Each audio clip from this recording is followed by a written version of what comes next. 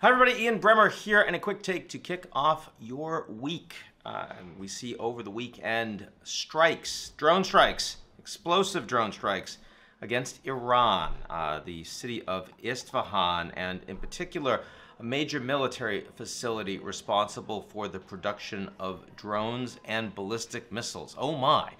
Of course, Iran is under lots of pressure these days, and not a lot of people are happy with what's happening in that country, not inside the country, with months now of major demonstrations that have only been met with repression from the Iranian government, from its theocracy, from the Islamic Revolutionary Guard Corps.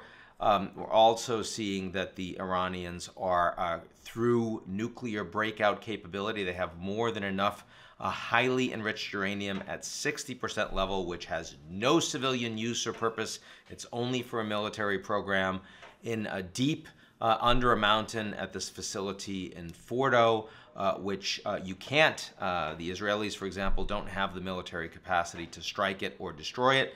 A problem, of course, as you think about Iran increasingly becoming a nuclear state. And then you have Iran's relationship with Russia, by far the closest relationship that any sovereign state has with Vladimir Putin. I mean, you'd say Belarus, but it's not really sovereign. A lot of their alleged sovereignty, really, the strings that are being pulled by the Russian government. For example, the Belarusian mission to the UN is actually co-located in the Russian mission just down the street. Don't know if you know that. Kind of interesting. But anyway, it's not the point. The point is that while the Chinese are supposed to be the friends with no global limits for Putin, in reality, they're not providing military support. They're not breaking sanctions. The Iranians are. They are seen as a rogue state. They are seen as a pariah by the United States, increasingly by the entire West, and they are willing to provide direct military support for the Russians to continue to pursue their war in Ukraine. The Russians, in return, have recently agreed to send up a fleet of Sukhoi 35s. This is an air force that the Russians are providing for Iran, the first time the Iranians will have that capability since the revolution in 1979. This is a principal threat to the Saudis. It's a principal threat to Israel. And of course, it's also an indirect but principal threat to Ukraine because so many of the drones and missile strikes that have been hitting civilian targets across Ukraine have come from Iran. And so there are plenty of people, plenty of countries that would be interested in striking Iran as a consequence.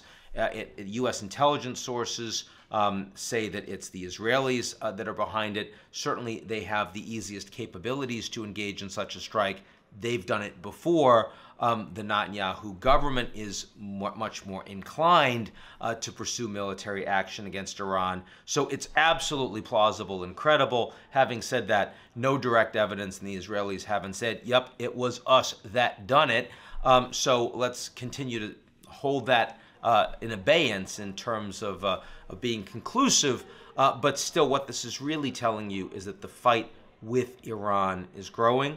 And the fight in Ukraine is growing. You now have two major rogue states on the global stage, aligned with each other, more powerful collectively than any rogue states we've ever dealt with in the international community. And increasingly, they're performing very badly. The Iranians are geopolitically isolated in the Middle East. The Russians are geopolitically isolated from all of Europe, economically, geostrategically, technologically, and diplomatically. And that means that both of these countries are led by people that are more willing to lash out. They also see more domestic pressure against them as a consequence of failing in so many of the efforts that they've made on the geopolitical stage. So not at all surprised. This is why Iran was number 4 in our top risks, the highest it's ever been this year back in January. The concern, of course, is that we're increasingly not going to be just talking about